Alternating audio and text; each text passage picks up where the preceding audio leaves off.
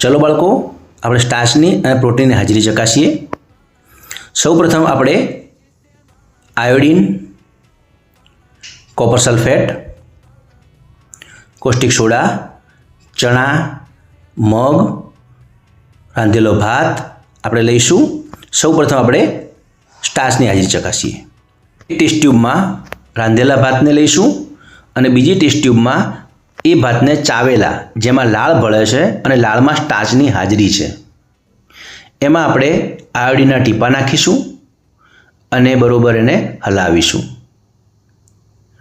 થોડા સમય બાદ તમે જોશો તો એમાં વાદળી કાળો રંગ જોવા મળે છે, મતલબ કે લાલ રસમાં પણ સ્ટાર્ચ હાજર છે। એને હલાવીને જોઈશું તો જે આપણને વાદળી કાળો રંગ જોવા મળે છે। આ જ રીતે આપણે બટેકામાં પણ આપણે સ્ટાર્ચની હાજરી તપાસીશું। બટેકાના ટુકડા કરીશું, તેની ઉપર આયોડિનના ટીપા નાખીશું અને થોડા સમય રાહ જોઈશું। થોડા સમય બાદ બટેકા ઉપર વાદળી કાળો રંગ જોવા મળે છે, તમે જોશો તો આ જે રંગ બતાવે છે એ સ્ટાર્ચની હાજરી સૂચવે છે।